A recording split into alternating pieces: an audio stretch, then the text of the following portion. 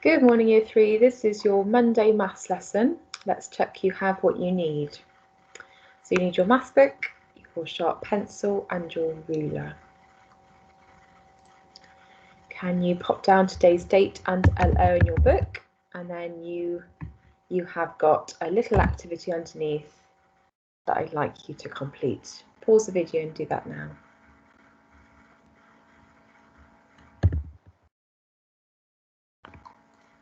Great job, well done. So today we're going to be finding change. We're going to talk about what that means in a moment. Let's have a look at your activities here. So Ron has these coins. He spends 33 pence. How much does he have left? Now, because we've got the coins drawn for us, that makes things a little bit easier for us. So he spends 33 pence. I've got 20 there. I've got 30 there, that's 30 in total, and I've got my 3p there. Can you see how I cross those out to help me? Now I have to find out how much he has left. Well, I've got a £2 coin and a 50p, so he's got 2p left. Well done if you got that right. Question 2, what is £1 subtract 50p? Well, if you remembered that 2 50p's make a pound, £1 subtract one of those means we've got 50p left. So the answer is 50p. Tick those if you got those correct. Okay.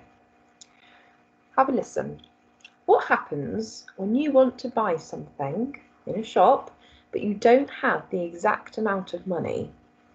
For example, if you wanted to buy this orange that was 70p and in your purse you only had £1 coin, you have enough to buy the orange, but what happens when you give the shopkeeper the £1?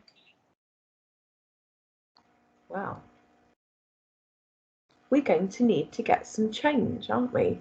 So the shopkeeper's going to need to find the difference to work out how much change you need.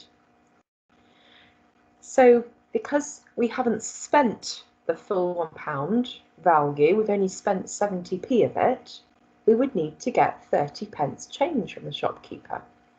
So that's what today's lesson and tomorrow's lesson is going to be about. Right, keep listening.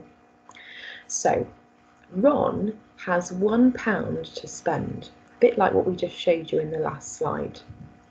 How much change would he have if he bought, let's have a look at this apple first. Now this apple we know is 40 pence to buy. Now to do this, I'm going to exchange my £1 coin and I'm going to draw out some 10p's which we've got on the screen. That's going to help me. So this is one method that is really handy if you're finding change. So we're going to find the difference between 40p and £1. Now to do this, because I've drawn my 10p's, I can do some crossing out now. Now I know that this is the pound to start with. We've got 10 10p's, but he's spent 40 pence. So I'm going to cross out 4 of these 10p's. He's spent that much. I've now got to think, what is the change? I need to find out what's left. So £1 take away 40 pence is 60 pence. That's what we've got left. 10, 20, 30, 40, 50, 60. So he gets 60 pence change. Let's have a look at another example. So Ron's back with his pound coin. This time he wants to buy a cake, and the cake is 75p. I want to show you another method of doing this, okay? So sometimes this method is useful. Sometimes if we haven't got a multiple of 10 here, that the price is, sometimes it's easier to have a go at working this out on a number line. So just watch this time. So I'm going to start with my 75p and I want to end at £1 because I need to find the difference between 75p and £1. Yeah, so we always start, when we're finding change, we always start this end of the number line. We're going to count up to what he's actually spent here, what he's given in to the shopkeeper. So I've got 75p. I'm going to do a nice simple jump for myself, which is going to take me up to the next multiple of 10, which is 80p. And so I've added on so far 5p, haven't I? Now, I know that Ron has paid with a £1 coin, and £1 is the same as 100 pence, isn't it? So I need to get up to 100. I could do it in 2 jumps, adding on 10p each time, couldn't I? Trying my best with this pen, so bear with me. 90, and then added on another 10 would be 100, which is the £1, isn't it? I could have actually done that jump in 1 jump. So £1, take away 75p, I found the difference. And if I look along my top here, can you see how much I've added on in total? I've added on a 5, and then a 10, and then a 10. And altogether that makes 25p. So he would get 25 pence change if he bought the cake. Remember, when you move on to the next questions further in this video, if you can't remember the methods to work them out, wind it back to this slide here, because here you've got a good example, haven't you, of how to work them out. Okay, I'd like you to have a go now. Okay, so have a look at the question. Ron has £1 to spend, the same idea. How much change would he get if he bought a biscuit that was 70 pence? And I'd like you to draw these coins out in your book to give you a hand and to help you remember that that is a good method. And then write out the calculation. And B as well, how much change would he get if he bought a milk carton for 35 pence? And this time I'd like you to have a go at working it out on the number line.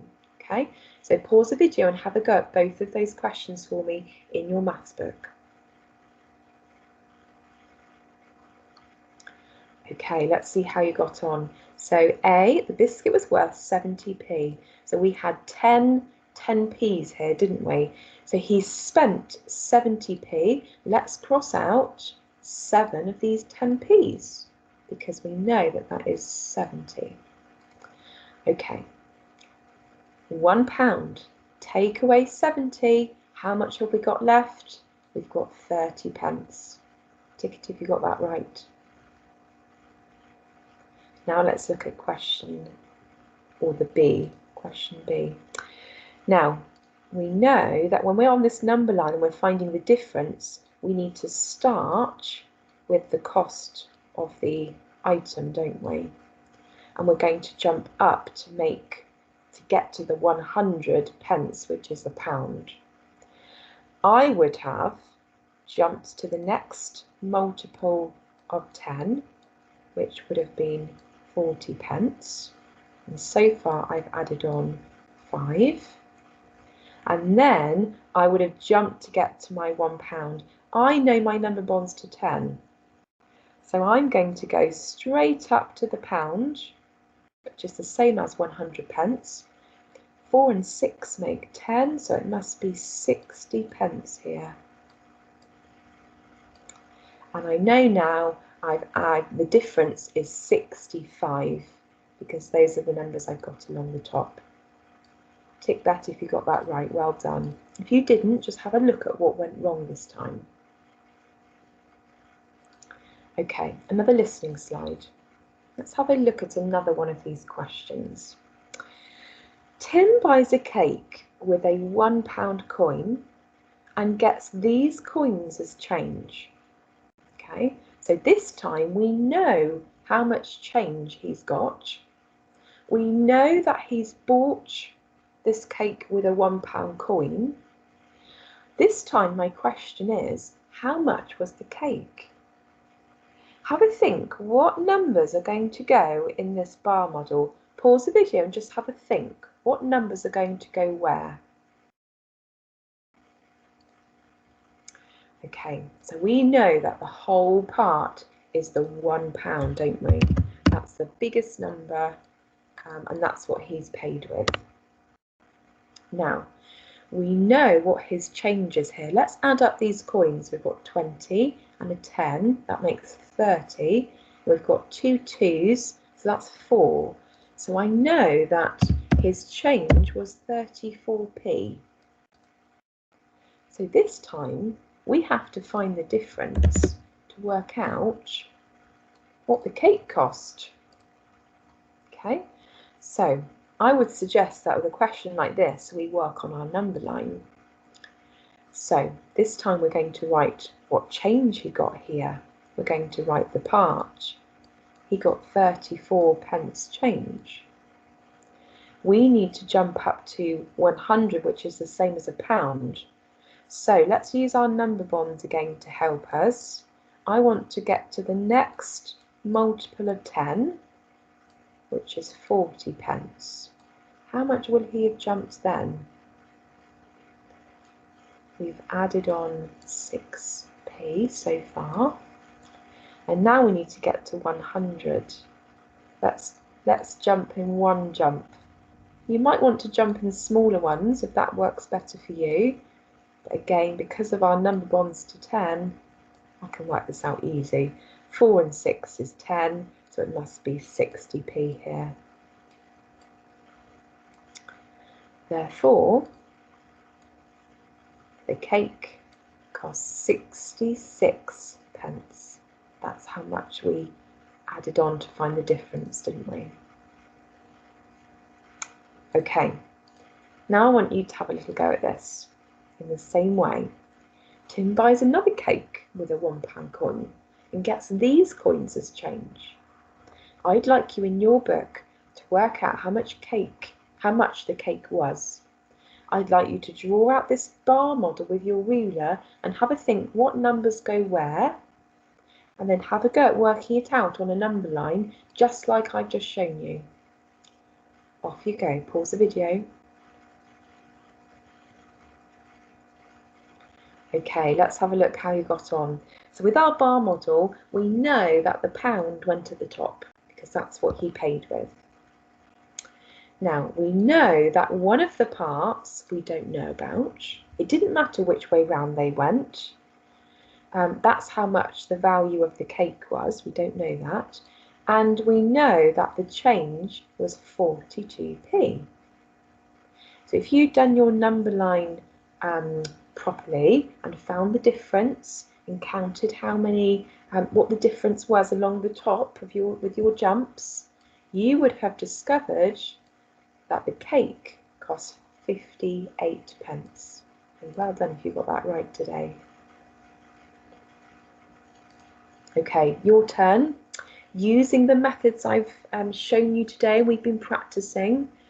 Either draw the coins out or use a number line, or with question 1 you might just know the answer actually, but using whichever method is most appropriate for you, I'd like to complete these activities now. So off we go.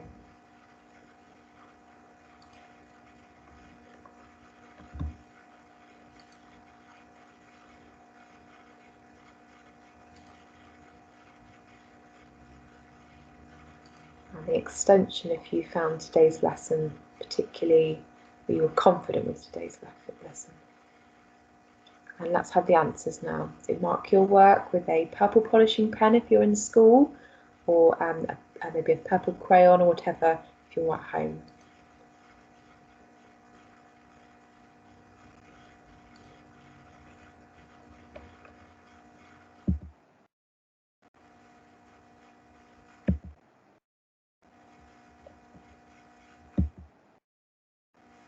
Well done today. Post your work on Dojo. I look forward to seeing how you got on. Bye bye.